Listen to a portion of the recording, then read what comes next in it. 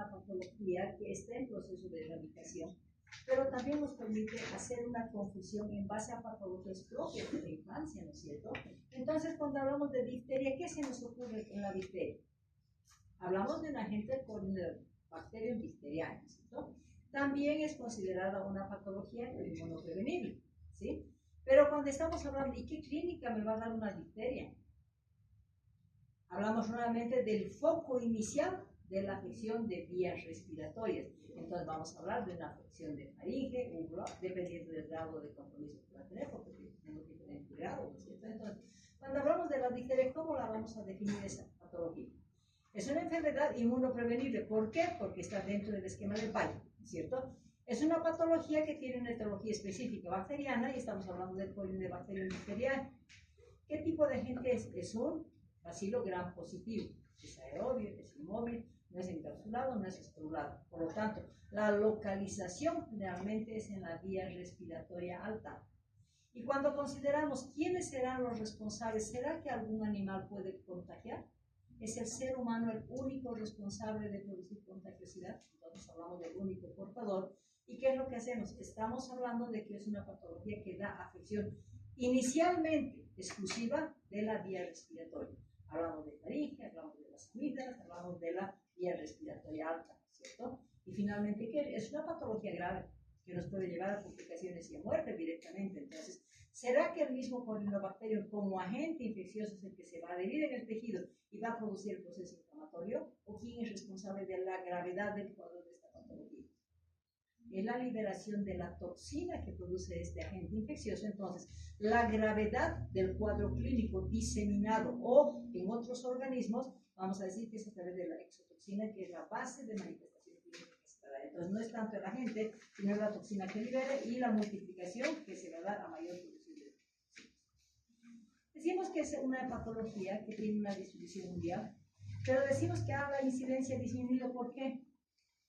Porque actualmente se exige que el programa amplio de inmunizaciones cubra el 80-90% de la población. Eso significa una buena cobertura para prevenir las enfermedades, ¿no es cierto? Entonces, si estamos hablando de que hay vacunación completa, ¿cuál es la vacuna que está cubriendo la difteria? La pentavalente, difteria, tétanos, coqueluche, hepatitis y hemófilis influenzae, ¿no es cierto? ¿Y cuántas dosis tiene la pentavalente? ¿En qué dosis voy a garantizar de que ese niño no se enferme con difteria? ¿Cuál es la dosis de seguridad que me dice que no se va a enfermar? La tercera dosis, ¿cierto? La cuarta dosis es el refuerzo y la quinta dosis es refuerzo, ¿cierto? Se dice que es una patología que no me va a dar una inmunidad permanente. Si hablamos de la polio, hablamos de la fiebre amarilla y hablamos de las otras vacunas, me dicen que hay inmunidad contra la enfermedad. En cambio, la difteria me dice que hay una inmunidad relativa, por eso vamos vacunando. Si con la pentavalente hemos vacunado hasta los 5 años, ¿qué me dice después para continuar y evitar la enfermedad? Entramos en otro esquema del escolar, donde vamos a vacunar en la edad escolar con 2 dosis. Estoy ampliando esa inmunidad hasta los 15 años. Y después de los 15 años, ¿qué tengo que vacunar? La DT del adulto. Por lo tanto, estamos prolongando para prevenir la enfermedad hasta la edad del adulto. Entonces, por eso se dice que la vacunación es importante, pero con dosis secuenciales. La inmunidad es inducida por la propia bacteria, pero la propia bacteria hemos dicho que produce toxoide diftérico. Entonces, la inmunidad está en base a respuestas de ese toxoide. Y se dice, ¿no?, que poco a poco tenemos que ir aumentando las dosis para que esta patología puede dar hasta los adultos. Entonces, se prevenga la enfermedad, pero en base al cumplimiento del esquema de vacunación hasta la edad adulta. Cuando ya hablamos de la transmisión, es una patología que ingresa por la vía respiratoria. Ese niño habla, ese niño canta. ¿Qué es lo que condiciona? El factor de riesgo infeccioso. Son las vías respiratorias altas nuevamente, ¿no es cierto? Entonces la transmisibilidad se va a dar, porque si estoy utilizando una cuchara y esa cuchara está contaminada y le doy a otro niño, hay riesgo de contacto directo. Y cuando hablamos de ese niño que está tosiendo o está con proceso inflamatorio en la garganta y habla y canta, significa que está difundiendo su agente infeccioso. Entonces, el contacto directo y el contacto con las secreciones bucales, vamos a decir, van a ser el riesgo de contagiosidad. Ese niño, cuando afecta la vía respiratoria, ¿será que esa vía respiratoria con la inflamación faríngea no va a toser? La tos es un síntoma que me está avisando que la faringe está con proceso inflamatorio, ¿verdad? Entonces ese niño va a toser, va a significar que ese niño va a estornudar porque es una afección inicial. Por lo tanto, las dos etapas de afección de estornudos y tos y la afección de la garganta va a significar que esa paciente es declarada como infectada, y al ser declarada como infectada va a ser la responsable de la transmisión y todo el entorno de contacto que vaya a tener. Entonces, de alta contagiosidad. Hablamos de un periodo de incubación bien cortito, estamos hablando de 12 a 4 días, ¿cierto? Donde se va a dar un compromiso del estado general para después localizarse en una clínica propiamente dicha. Cuando hablamos de la patogenia, ¿será el Corynebacterium difterial responsable como agente infeccioso? No. ¿El agente infeccioso qué produce? Va a producir tejido muerto, va a producir dendritos, va a producir acumulación de secreciones. Por lo tanto, en esas membranas que son características de la difteria, ¿qué significa? Que las bacterias se van a ir alojando y van a ir multiplicando. Y al multiplicar van a ser responsables de eliminar toxinas. Entonces, el responsable del cuadro clínico que se va a dar en la difteria es la responsable de la toxina, ¿cierto? Que va dependiendo de la cantidad y dependiendo de las lesiones que vayan a producir en vías respiratorias, principalmente, me va a dar cuadros tóxicos y cuadros de gravedad. Cuando estamos hablando de esa bacteria, ¿será que esa bacteria va a estar difundiéndose? Si un niño tose aquí, vamos a encontrar bacterias aquí. ¿Va a ser de riesgo de contagiosidad si yo toco eso y después me meto a la boca? No, porque es demasiado lábil, decimos, a la luz. Otra cosa que es importante, que se recomienda que todos los utensilios que un niño enfermo utilice sean hervidos. ¿Por qué? Porque son muy sensibles al calor. Y se dice que si vamos a hervir el agua, que hierve más o menos a los 75 grados, va a morir. O sea, el calor y la luz van a destruir esa bacteria en superficies que puede estar en contacto con el niño enfermo, ¿no es cierto? Y al mismo tiempo decimos que una vez que ese bacilo se ha dado, o esta bacteria se ha dado la adherencia con la vía respiratoria, con la mucosa nasofaríngea, ¿qué significa? Se localiza, empieza a producir inflamación y posteriormente se empiezan a dar los componentes para producir lo que es característico de una difteria, que es la membrana blanco-grisácea, ¿no es cierto? Entonces ahí decimos, si la toxina es la responsable del daño que se va a dar a nivel de tejido, ¿qué produce la toxina? Necrosis tisular, ¿cierto? Y al hablar necrosis tisular, ¿qué significa? Le estoy dando la oportunidad a que ese tejido muerto se convierta en un medio de cultivo.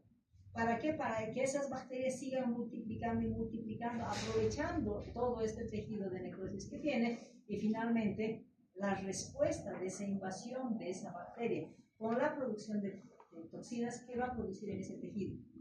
Inflamación primero, para dar una clínica de respuesta de invasión de un agente bacteriano, y posteriormente va a dar la inflamación y la exudación de las propias lesiones, ¿no es cierto? Entonces ahí estamos hablando de lo que va a condicionar. Si estamos hablando de tejido de necrosis, estamos hablando de daño del epitelio, entonces ese tejido y esas membranas están compuestas ¿de qué? Células necróticas. Como mecanismo propio de una invasión bacteriana, ¿quiénes se activan? Los leucocitos. Entonces vamos a tener tejido necrótico. Va a ser invasión de leucocitos como mecanismo de defensa ante la invasión y ante la presencia de esta bacteria. Y luego estamos hablando de que vamos a también encontrar eritrocitos. Hay liberación de tejido fibronoso por el mismo tejido inflamado, y los bacilos diftéricos se encuentran ahí. ¿Y será que solamente vamos a encontrar un bacilo diftérico, o podemos encontrar añadido otras bacterias que viven en el sistema respiratorio? ¿Y cuál es la bacteria que vive en el sistema respiratorio? El piógenes. Entonces estamos hablando aquí nuevamente de una sobreinfección, si quieren, de un piógenes dando un tejido como composición típica, la producción de membranas. Entonces, una difteria se caracteriza ¿por qué? Por destruir todo el tejido y condicionar a lo que se va a formar la membrana típica, que es una membrana blanco-grisácea, ¿no es cierto? Cuando estamos hablando de membrana, ¿será que directamente va a tener una membrana amplia? ¿O el proceso inflamatorio nos va a empezar a condicionar ese proceso inflamatorio? Cuando vemos a un niño que está con proceso inflamatorio faríngeo, vamos a pensar directamente en la difteria, o nuevamente nos pone una condición en la difteria. Podemos encontrar, y es importante hacer diagnóstico diferencial con las amigdalitis, que podemos tener placas purulentas, ¿cierto? Pero si estamos hablando de placas purulentas, no van a tener todo este ciclo, ¿cierto? Entonces, ahí condicionamos que la faringoamigdalitis es un cuadro agudo donde vamos a encontrar pústulas, petequias o placas purulentas. Aquí estamos hablando de una membrana Y si nosotros tratamos de movilizar esa membrana, ¿qué significa? Voy a dejar un tejido cruento, que es de fácil sangrado. Entonces, la tipificación de la difteria va a ser esa membrana típica. Esa membrana se va a adherir a la mucosa. Como digo, ¿no? Si queremos liberarla para controlar si es una difteria, entonces voy a dejar tejidos sangrantes. Por lo tanto, cuando estamos hablando de esta condición de mucosa, ¿qué tenemos que hacer? ¿Cuándo voy a sospechar de una placa que sea de difteria en un paciente que llega a la consulta? Es una patología inmunoprevenible. Entonces, ¿qué nexo obligatorio tengo que tener en una patología inmunoprevenible? Hemos dicho que las patologías que están protegidas por vacuna no aparecen solas. Por eso se dice que la primera condición que tenemos que tener en este tipo de patologías, ¿qué es? El nexo epidemiológico que me va a llevar al riesgo de contagio, ¿cierto? Hemos dicho que esta patología puede dar a cualquier edad, pero principalmente afecta, ¿por qué? Porque las amígdalas están desarrolladas, afecta a los niños más grandes, preescolares, escolares, hasta adolescentes y hasta adultos, ¿cierto? Entonces, ahí decimos que voy a hacer la prueba de desprender si tengo una placa blanquecina, voy a lograr ese sangrado que determinamos y finalmente van a establecerse las membranas. Estas membranas se adhieren a todo el tejido y dependiendo del número de bacterias y dependiendo de la magnitud de ese tipo de membranas nos va a dar una clínica específica, ¿no es cierto? Y al mismo tiempo decimos, estas membranas le sirven para qué al Corynebacterium bacteriano. Medio óptimo para su multiplicación. Y si multiplica mucha bacteria, ¿qué produce?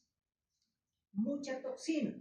Y la toxina es la responsable de producir ese tejido necrótico que se va a traducir en presencia de membranas. Entonces, la gravedad del cuadro diftérico está en base a la condición de presencia de la magnitud de las membranas, ¿cierto? Entonces, consideramos esto y se distribuye. Una vez que tenemos toda la faringe comprometida con membranas, ¿qué va a pasar con ese niño?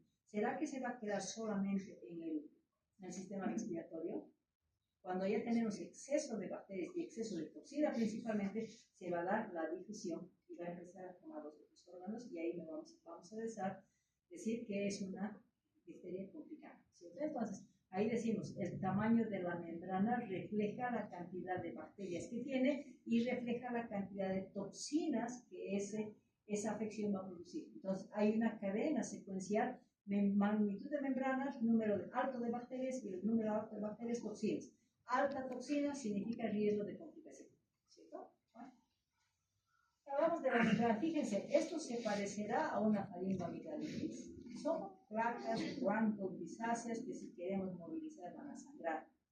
Aquí tengo unas placas que están mucho más diseminadas, vamos a decir. ¿Y qué condición tengo con este niño? ¿Qué riesgo tengo con este niño?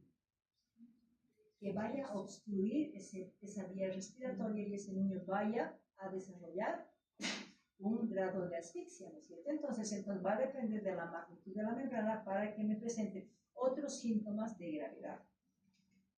Cuando hablamos de esto, si se fija, aquí ya no se identifica siquiera bien la vía respiratoria, entonces estas membranas pueden afectar hasta la linfa, esta tráquea, por lo tanto, ese tipo de patologías que se considera grave van a poner en riesgo la vida del paciente. Y lo que más se teme en la difteria es que vaya a afectar el corazón, ¿sí? Vamos a producir miocarditis graves que llevan a la muerte. O si afectamos el sistema nervioso central, va a producir una desmielinización y posteriormente nuevamente el compromiso muerte.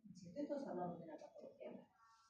Si estamos condicionando que inicialmente vamos a tener una afección faríngea principalmente, y cuando ya ha logrado diseminarse esas placas, ¿será que se van a quedar en la faringe? Van a tomar por contigüidad, si quieren, el sistema respiratorio. Y después de la faringe, estamos hablando de riesgo, ¿no? El niñito se anda tocando la nariz y se mete a la nariz la bacteria, ¿qué va a pasar? ¿Será que esa naricita se va a liberar por no tener tejido ganglionar de la formación de esas placas? No, la difteria localiza y toma mucosa. Al tomar mucosa significa ya riesgo de proliferación de membrana. Entonces, si ese niño se está contagiando, él por autocontagio, vamos a decir, que afecta a la gargantita, se empieza a tocar la naricita, ¿qué cuadro me va a dar? Me va a dar una difteria nasal. Y cuando hablamos de una difteria nasal, ¿será que va a presentar solamente una difteria nasal o voy a tener el antecedente de que ya tuvo afección faríngea? Porque ingresa y toma la faringe, toma la garganta. Entonces, nunca vamos a encontrar un cuadro aislado de una difteria nasal. Entonces, ese niño que estaba con una faringe con Corynebacterium diphtheriae y se toca la nariz, se va a complicar. Como hay irritación, hemos dicho, de la mucosa, va a simular nuevamente un resfriado común, va a haber rinorrea, va a haber proceso inflamatorio, ¿no es cierto? Pero esa rinorrea no va a ser hialina como un proceso viral, sino que va a empezar a producir secreciones propias de tejido necrótico, vamos a decir, y proceso inflamatorio, y va a presentar un exudado serosanguinolento. Y como esas plaquitas el niño puede irse movilizando, puede movilizar ese tejido y que va a condicionar daño de los vasos a nivel de la mucosa nasal, lo que condiciona que epistaxis importantes. Entonces va a presentar epistaxis, puede ser unio bilateral, pero la característica es ese material purulento que se encuentra, pero de un color blanco grisáceo, hemos dicho, ¿no es cierto? A veces puede comprometer el labio superior, pero su compromiso es compromiso y obstrucción de la fosa nasal. Entonces, estamos hablando de la relación de una afección faríngea a la nariz, ¿cierto? Con la característica propia de la presentación de membranas y alteraciones de secreciones a nivel de la nariz. Cuando hablamos de una continuidad, si estaba tomando la faringe, puede tomar la amígdala y puede tomar la faringe, ¿no es cierto? En esta diapositiva, ¿en qué pensarían? ¿Pensarían ya una difteria? Parece una amigdalitis estreptocócica, ¿no es cierto? Entonces, esto nos muestra la progresión que puede dar de una faringoamigdalitis que en su momento tiene que entrar en el diagnóstico diferencial. Me va a mostrar la etapa definitiva donde se presentan las placas. Entonces, lo patognomónico en una difteria es la presencia de placas blanco-grisáceas, que pueden dar un cuadro inflamatorio inicial, pero cuando lo determinamos como cuadro propio es cuando haya las membranas que son características. Entonces decimos, cuando hablamos de faringoamigdalitis, va a empezar con un compromiso de las amígdalas, va a tener un compromiso del estado general, va a tener anorexia, va a tener dolor de garganta y fabrico. Cuando encontramos esta sintomatología, ¿vamos a pensar directamente en difteria? ¿Cuándo voy a pensar en difteria? Cuando ese niño tenga malestar general, anorexia, dolor de garganta y fabrico. Voy a pensar en una faringoamigdalitis. Pero ¿cuándo voy a empezar a pensar e investigar si tiene una difteria? Es una enfermedad inmunoprevenible. Cuando tenga un nexo epidemiológico, un familiar o en la escuela alguien que haya tenido difteria. Entonces, esto me está diciendo, está empezando una difteria, ¿cierto? ¿Cuánto tiempo es el periodo de incubación que tiene la difteria? 2. Periodo bien cortito, ¿no es cierto? Entonces se dice que después de que se ha dado este cuadro insidioso y vamos a tener un cuadro inicial donde nos va a mostrar una faringoamigdalitis, una inflamación de faringe, va a empezar a las 24 horas de toma de tejido faríngeo a presentar lo que se llama las membranas, ¿no es cierto? Que va a tomar de 12 a 24 horas. Va a tomar los pilares, va a tomar la úvula, va a tomar el paladar blando y aquí vemos que hay una obstrucción total, ¿no es cierto? Por lo tanto, esa membrana se caracteriza por coherencia, se caracteriza por el color blanco, blanquecino, grisáceo, y se caracteriza porque toda vez que nosotros pensemos en una difteria, con un bajalenguas vamos a intentar movilizar esas placas porque esas membranas son gruesas. Entonces vamos a movilizar y va a empezar a sangrar. Entonces, con esos 3 datos clínicos, ya me están diciendo que es una difteria. Más el nexo epidemiológico, estamos confirmando que clínicamente está presentando una difteria, ¿cierto? Cuando hablamos de una difteria amidalar y faríngea, va a tener esto, ¿cierto? No solamente va a estar relacionada con las placas que se van a encontrar en faringe y amígdalas, va a haber compromiso obligatorio del tejido linfático, ganglios, ¿cierto? Entonces, si se fijan acá, ya hay compromiso de los ganglios submaxilares y cervicales. Cuando presentamos un aumento de volumen, más compromiso submaxilar, más compromiso del cuello, lo vamos a tipificar como el cuello de toro.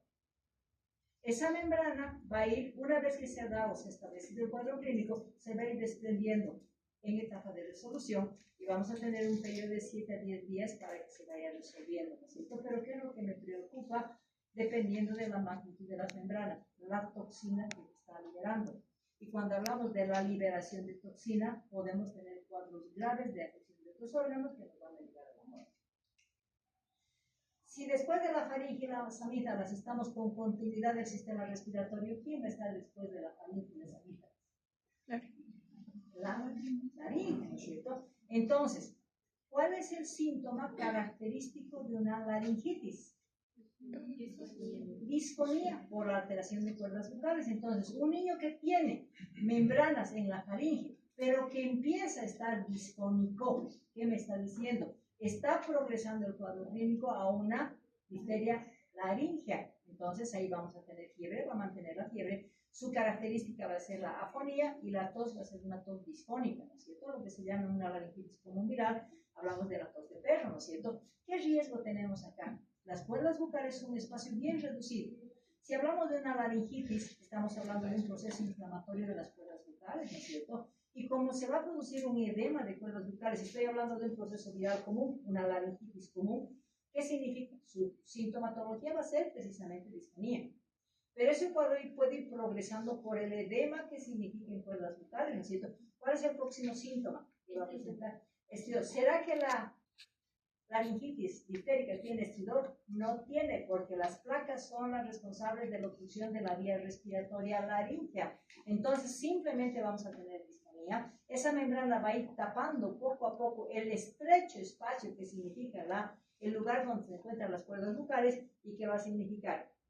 Cuando se está empezando a cerrar, puede haber un poquito de estridor, pero lo que tipifica cuando ya estamos obstruyendo la membrana va a tomar las cuerdas bucales y va a condicionar un cuadro de insuficiencia respiratoria, ¿no es cierto? ¿Y cuáles son los signos que vamos a verificar en una insuficiencia respiratoria cuando hablamos de una difteria laringea? ¿Será que va a haber el aleteo nasal? Está enfocado principalmente en los signos de insuficiencia respiratoria torácica, porque es el tórax el que está luchando por esa obstrucción de la membrana que se está dando a la laringe, entonces vamos a tener irritación costal, intercostal, sifoidea.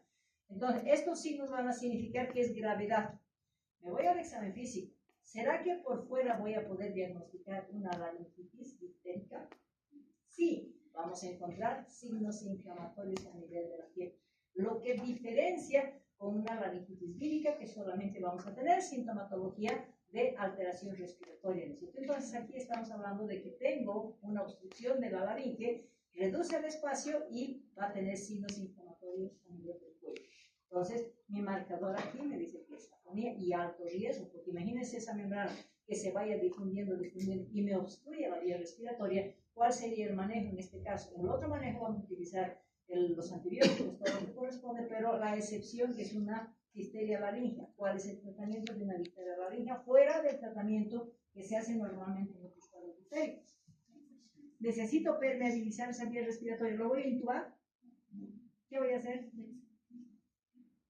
Puedo desinflamar un poquito, pero la membrana me está tapando. O sea, el efecto de una difteria laringea no es el edema de cuerdas bucales lo que me permite diferenciar de una laringitis vírica, ¿no es cierto?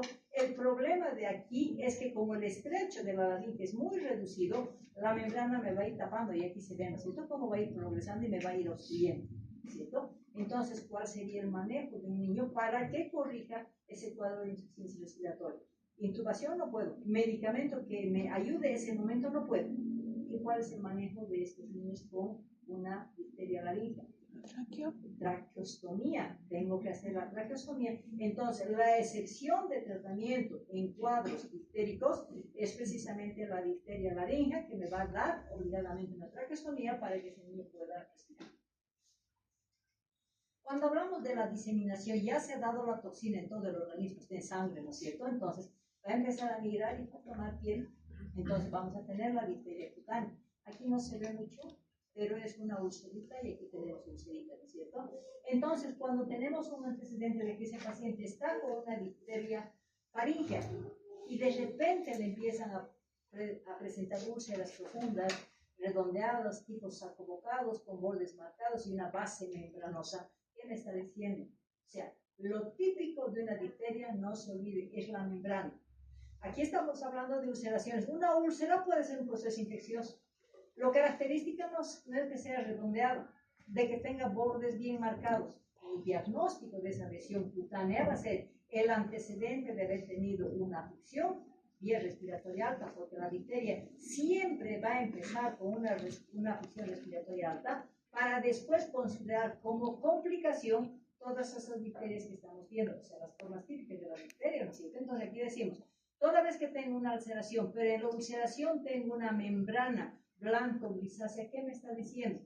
Ahí lo que me tipifica no es la lesión, lo que me dice que es una difteria por complicación es la membrana que vamos a encontrar en las ulceraciones. es lo típico, ¿no? Entonces hablamos, esta úlcera es superficial, nunca va a tomar el tejido solar subcutáneo. Por lo tanto, podemos encontrar multiplicidad de lesiones si quieren, pero con el antecedente siempre de haber tenido una difteria faríngea principalmente. ¿Sí? Entonces, ¿cuándo hacemos el diagnóstico? El diagnóstico es patognomónico, ¿no es cierto? O sea, es un cuadro infeccioso grave con mucho compromiso del estado general, pero al mismo tiempo decimos, ¿cuándo voy a sospechar de un síntoma respiratorio alto?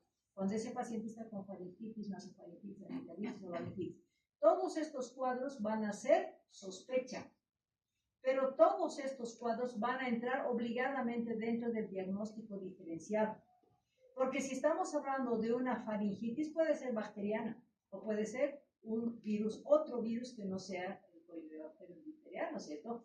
También tenemos faringitis bacterianas, nasofaringitis, otro tipo de virus, amigdalitis, el Streptococcus pyogenes, principalmente, y la laringitis exclusivamente viral, ¿cierto? Entonces, todas las formas que se van a presentar en la difteria entran obligadamente a un diagnóstico diferencial, porque las etiologías van a ser o virales o bacterianas de otro tipo de bacteria, no siendo el Corynebacterium específico, ¿no es cierto? Entonces, me dicen, todo esto hay que entrar al diagnóstico diferencial. ¿Qué es lo que me tipifica? Que es una difteria. No puedo diagnosticar una difteria si no tengo una membrana grisácea, la llamamos pseudomembrana, que inicialmente el foco primario siempre va a ser la faringe, y de la faringe va a poder diseminarse a otros tipos de difterias. Entonces, este es mi diagnóstico, ¿sí? La confirmación de la difteria siempre la voy a hacer, ¿no es cierto? Entonces, ¿qué significa? El laboratorio me va a medir el riesgo. Me dice que este niño necesita un aislamiento obligado. ¿Por qué? Porque puede difundir, porque es una patología inmunoprevenible, ¿cierto? Entonces, si estamos hablando de diagnóstico diferencial y vamos a hablar de una difteria nasal, tenemos el antecedente de una afección faríngea que puede, por contacto directo, contaminar la nariz, ¿cierto? Pero en la nariz puedo tener secreciones serosas, secreciones mucopurulentas muchas veces, y puedo tener epistaxis, que son las tres características que van a considerarse una difteria nasal, ¿no es cierto? Entonces, ¿con qué otro diagnóstico tengo que considerar? Porque es un cuadro agudo de la misma manera, ¿no es cierto? Entonces, ¿con qué otro diagnóstico voy a hacer que me va a dar obstrucción, que me va a dar la misma secreción que se va a presentar, y en sus casos epistaxis por el trauma que se implica? Entonces, cuadro agudo, ese niño hace un día estaba bien y ahora está con la nariz obstruida. Por defensa de la propia mucosa nasal va a empezar a presentar secreción, pero no va a ser una secreción hialina, va a ser una secreción mucosa mucopurulenta, ¿cierto? Y por trauma del propio cuerpo va a dar epistaxis. Entonces, ¿cómo voy a hacer diagnóstico diferencial con corpus slime? Por el antecedente de haber encontrado sintomatología respiratoria alta, y esa sintomatología respiratoria alta está condicionando a contaminación de la nariz, o sea, la difteria nasal es una consecuencia, es una complicación de un cuadro inicial, ¿cierto? Hablamos de eso. Cuando hablamos de los cuadros que les digo, la difteria amigdalarifaringea, ¿con quién voy a hacer la infección? En un cuadro inicial, ¿con qué voy a hacer? Porque se está dando solamente el proceso inflamatorio, ¿cierto? Entonces, con las famosas faringoamigdalitis estreptocócicas. Entonces, ¿qué tipo de lesión me da una faringoamigdalitis estreptocócica? Petequias, pústulas o placas. Pero ¿será que si yo movilizo va a dar cuadros de sangrado? No. Por lo tanto, mi primer diagnóstico en una etapa inicial de la difteria voy a hacer de una infección estreptocócica. Lo mismo las amigdalitis. Y cuando hablamos de una amigdalitis herpética o una faringitis herpética, ¿qué tipo de lesión además de voy a encontrar? Las vesículas, por eso se llama herpangina, ¿no es cierto? Porque es un herpes virus que me va a dar las lesiones. Y finalmente, con las moniliasis, es el mejor diagnóstico que puedo hacer, ¿no es cierto? ¿Qué tipo de lesión me va a dar la Candida albicans? Hablamos de moniliasis oral. Lesiones, el Muget famoso, ¿no es cierto? Lesiones blanquecinas. Pero el Muget se va a localizar en la faringe. ¿Dónde se localiza?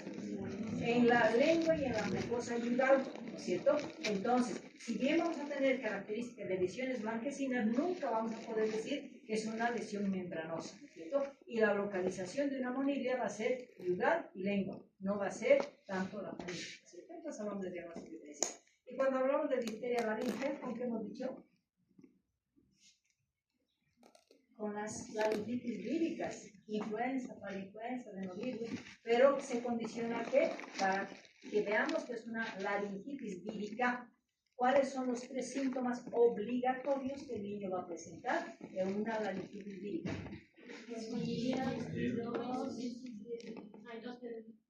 Entonces, en este caso tenemos nuevamente la disfonía, porque no estamos hablando del estridor, en casos de obstrucción sí vamos a poder encontrar, pero no es la característica de la actividad completa, ¿no es cierto? Entonces, en este caso, es importante ese diagnóstico de una laringitis vírica cuando estamos hablando de una complicación. Entonces, si está hablando de una difteria laringea, voy a encontrar una difteria laringea pura, voy a ver la migración que tiene de una difteria laringea hacia la laringe.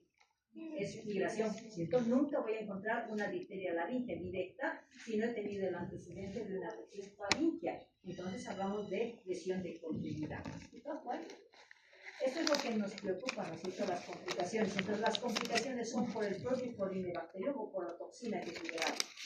Por la toxina, ¿no es cierto? Entonces va, lo más grave hemos dicho que es la miocarditis y estamos hablando de la neuritis. Pero por la afección local, puede producir parálisis del paladar blando, puede producir parálisis ocular, parálisis diafragmática, parálisis de. Hablamos de trombocitopenia, hablamos de alteración de la coagulación, hablamos de anemia, hablamos de coagulación intravascular renal, hablamos de insuficiencia respiratoria o renal. ¿Qué decimos?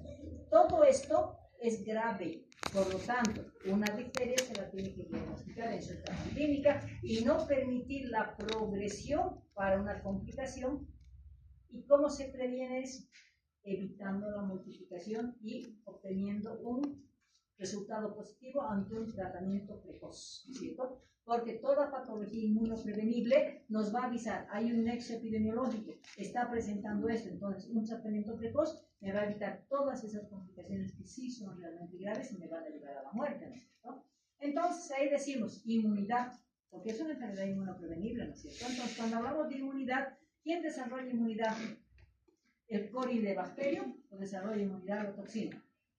La toxina, o sea, la responsable de todo es la toxina. Entonces, la toxina difterica va a condicionar a que va a desarrollar inmunidad. Y cuando hablamos de inmunidad, hablamos de 2 tipos de inmunidad. Hablamos de la pasiva y hablamos de la activa. ¿Cuándo hablamos de pasiva? Porque puede ese niño tener inmunidad pasiva, traspasada por la madre, ¿cierto? O sea, es traspaso de inmunidad directamente de la madre al hijo. Pasivamente le ha pasado inmunidad, ¿cierto?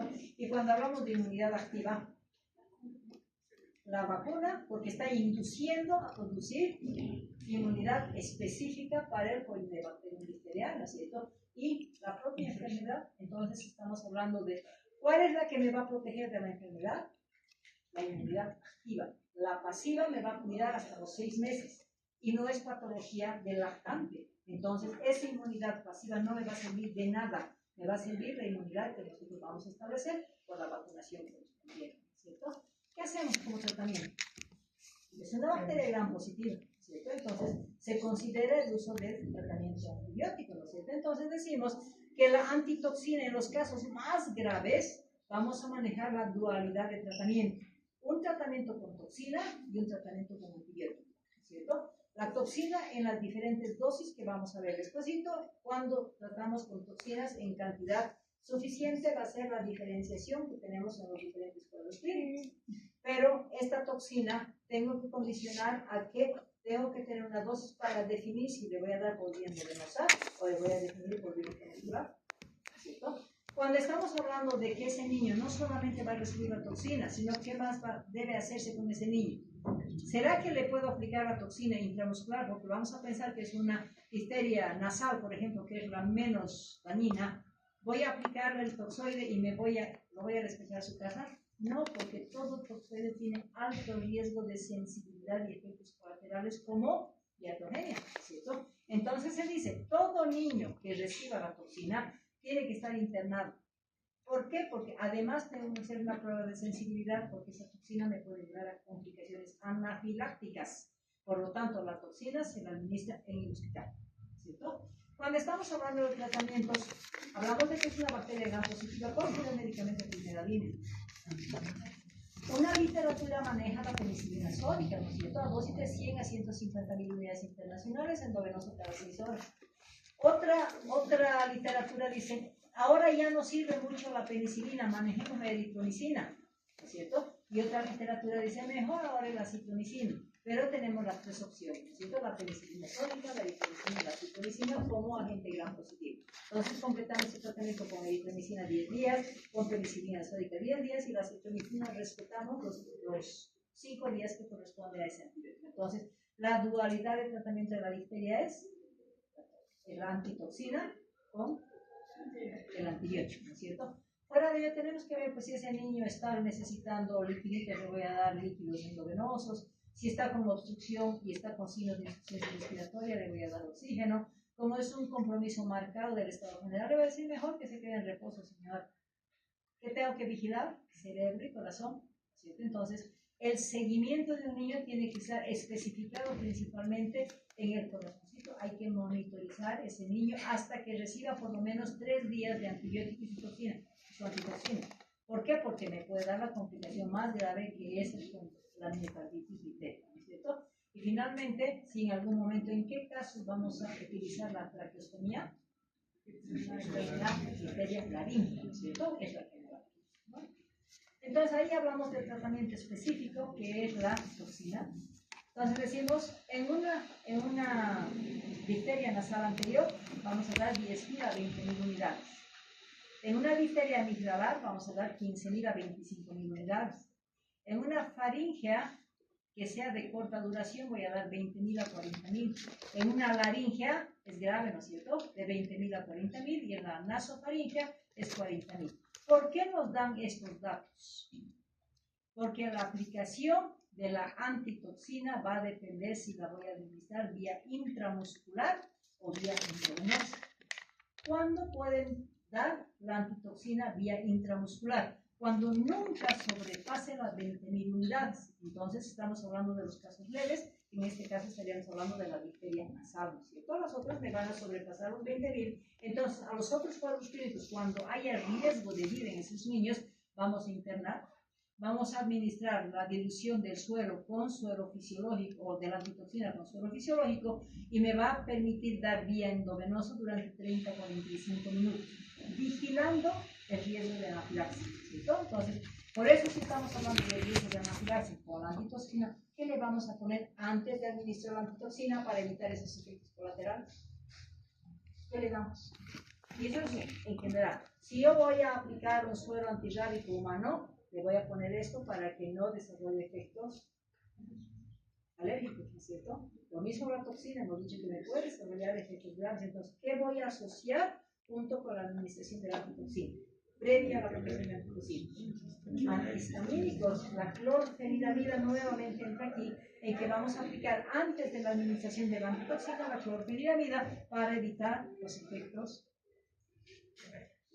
alérgicos principalmente, ¿no es cierto? Entonces, y en casos leves pueden administrar 40.000 unidades o hasta 80.000, hasta 120.000, pero todo esto es internando al paciente por vía endovenosa con vigilancia de los efectos colaterales, en este caso, efectos adversos de tipo alérgico, ¿cierto? ¿Qué pronóstico tiene la difteria? Si le hacemos un tratamiento precoz, ese niño va a reaccionar adecuadamente y vamos a librarlo del riesgo del peligro, ¿cierto? Por eso decimos, el pronóstico es reservado cuando ese paciente ya viene con mucho compromiso del estado general, cuando tenga las placas de adherencia que vayan a obstruir la vía respiratoria o tengamos complicaciones. Hemos dicho todas las complicaciones, principalmente del sistema nervioso central, o del corazón, que significa igual muerte, ¿no es cierto? Por eso decimos que el tratamiento de la difteria tiene que ser precoz, porque si ya estamos con complicaciones, no lo vamos a poder sacar. Entonces, hablamos del pronóstico en casos tardíos, muy reservado porque puede tener muerte, ¿sí? Lo de bueno es que es una patología inmunoprevenible. Si nosotros garantizamos una inmunidad adecuada en esos niños, vamos a liberarlo de esta probabilidad, y ahí estamos hablando de la vacuna pentavalente, ¿no es cierto? ¿Cuántos niños tiene cuántas dosis tiene la pentavalente? 5. ¿A qué edad? 2 meses, 4 meses, 6 meses, 18 y 48 meses. ¿Sí? Todas 5 dosis. Pero ¿será que ahí se termina? Hemos dicho, la inmunidad para la difteria es una inmunidad definitiva, no es parcial, por lo tanto, ahí entramos dentro del esquema, segundo esquema del escolar. ¿Cuál es la vacuna que se aplica al escolar? La DT escolar, ¿cierto? ¿Cuántas dosis? 2 dosis, con intervalo de 2 meses, ¿cierto? Y después eso me garantiza hasta los 15 años que vamos a dar la leche del adulto, y son 5 dosis para el adulto, ¿cierto? ¿Cuál es el esquema de la DT del adulto? No son chistes. ¿Cuál es el esquema? La primera en contacto. 5 dosis La para el primera en adulto, ¿verdad? contacto. Y asociamos la difteria con el tétanos. O sea, como las dos vacunas vienen unidas, vamos a administrar, vamos a garantizar de que esa mamá durante toda su vida nunca más tenga difteria, y al mismo tiempo vamos a prevenir el tétanos neonatal, porque la vacuna para adultos es la DT del adulto, ¿no es cierto? Así como hablamos de DT del escolar, hablamos del DT del adulto. ¿Cuáles son las 5 dosis de la DT del adulto? Al contacto.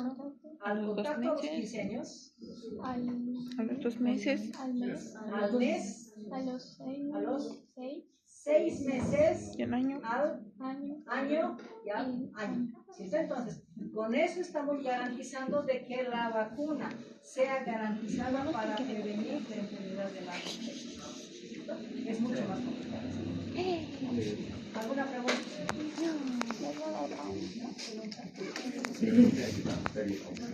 ¿Cómo? Hay casos de que todavía no estamos vacunados. Por